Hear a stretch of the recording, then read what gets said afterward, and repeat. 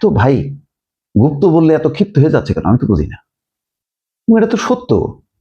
এই ডাকসুর ভিপি সাদিক কায়েম সহ জয় বাংলা স্লোগান দিচ্ছে, তাদের এই ভিডিওগুলি প্রকাশ হচ্ছে। আরো অনেক সবাই ছিল মানে ছাত্রলীগের ভিতরে, হেলমেট বাহিনীতে ছিল তাদের। এগুলো তো তারাই ডিক্লেয়ার দিয়ে বলছে যে আমরা ছাত্রলীগ করতাম, এখন আমরা আসলে শিবির। এটা গুপ্ত না? ছাত্র দলের একজনও বলছে যে আমি ছাত্রলীগের মধ্যে ছিলাম, আমি ছাত্রদল। একজন কর্মীও তো বলে নাই। এবং এই যে ছাত্র দলের পরিচয়, বিএনপির পরিচয় রাজনীতি করতো, এই জন্য তাদের কম খেসারত দিতে হয়েছে। আচ্ছা, সবচেয়ে বড় ডিজাস্টার কি ছিল? দ্বাদশ জাতীয় সংসদ নির্বাচনের আগে 28 অক্টোবর যখন বিএনপি বিশাল শোডাউন করলো, তার পাশে ছিল জামাত ইসলাম। জামাত ইসলামের একটা মানে কর্মীর গায়কই টোকা দিছিল ওই শেখ হাসিনা সরকার। অথচ 28 অক্টোবরের ওই শোডাউনটা তছনছ করে দিল, মারা গেল, সমস্ত নেতৃবৃন্দকে কারাগারে ঢোকালো জামাত অক্ষত। এখন মিয়া গোলাম পরোয়ারের মতো নেতা, যিনি সেক্রেটারি জেনারেল, তিনি বলতেছেন 17 বছর যারা বাইরে ছিল তারাই গুপ্ত। এটা তো তারেক রহমানকে উদ্দেশ্য করে বলছে। ওরা তারেক রহমানের নাম ধরে বলে, আর উনি হচ্ছেন তারেক রহমানের নামটা বললো না, আমি শিরোনামটা দেখেই বলছি। তো 17 বছর কিভাবে গুপ্ত ছিল?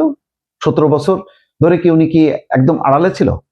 উনি কি দলের ভারপ্রাপ্ত চেয়ারপারসন হিসেবে তিনি বক্তব্য দিতেন না? প্রতিদিন বক্তব্য দিতেন, প্রতিদিন কথা বলতেন।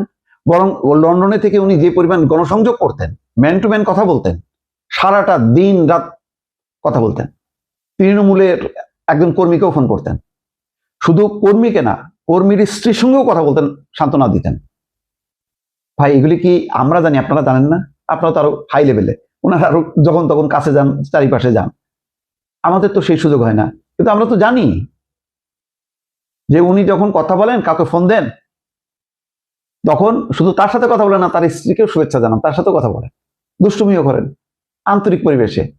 এখন এইটা কি আমি জানি না। এখন যেভাবে তারেক রহমান তার কন্যা জাইমা রহমানকে কেন্দ্র করে যেভাবে এআই দিয়ে ছবি বানায় চরিত্র হনন করা হচ্ছে, এটা শুধু একটু কল্পনা করেন ভাই। জাস্ট 2টা বছর পিছনে ফিরে যান, 15টা বছরের কথা চিন্তা করেন। এটা কেউ সাহস করতে পারছে? শেখ হাসিনা নিয়ে একটা লাইন বললে সাথে সাথে সে গুম। আর এখন অহরহ বলে যাচ্ছে প্রকাশ্যে। এখন মিয়া গোলাম পরোয়ার যদি বলেন যে 17 বছর গুপ্ত, 17 বছরে উনি কি মানে খুব মানে ইচ্ছা করে এখন থাকছে? উনি যদি ফিরে মানে চলে আসতো বা নিয়ে আসা হতো, ওনাকে কি ফাঁসিতে ঝোলানো হতো না? তাহলে খুব ভালো হতো, পথের কাটা সরে যেত, আজকে তারা হয়ে যেত প্রধানমন্ত্রী, রাষ্ট্র ক্ষমতা চালাতো। এটাই চলছে তাদের। আমি তো বুঝে উঠতে পারি না তাদের চাওয়াটা কি। 17 বছর গুপ্ত থাকলো কোথায়? তার বরং কোনো ছবি যাতে না হয়, তিনি যাতে কথা না বলতে পারতেন, এই জন্য তো 21শে টিভির সালাম সাহেবকে চরম খেসারত দিতে হয়েছে, কারাগারে যাইতে হয়েছে। কোনো গণমাধ্যম তারেক রহমানের বক্তব্য প্রচার করতে পারতো না, তার ছবি ছাপাইতে পারতো না। কিন্তু তিনি যেটা পারতেন, জুমে দলের নেতাদের সাথে কথা বলতেন, বিভিন্ন জনের সাথে যোগাযোগ করতেন, ব্যাপক গণসংযোগ করতেন। কখনোই গুপ্ত ছিলেন না, তিনি প্রকাশ্য ছিলেন। তিনি লন্ডনে ছিলেন, কোথায় ছিলেন, কোন ভাষায় ছিলেন, সবই ছিলেন, না জানার কি আছে। বরং আমি নিজে যখন কি গত অন্তত 5 বছর, শেখ হাসিনা লাস্টের 5 বছর, আমি বিভিন্ন জায়গায় যখন বিদেশে গেছি, তখন আমি বিএনপির কর্মীদেরকে দেখছি, জামাতের শিবিরের কর্মীদেরকেও দেখছি। বরং জামাত শিবিরের শত শত কর্মী তারা নানাভাবে পালা চলে গেছে অত্যাচারের মুখে টিকতে না পেরে।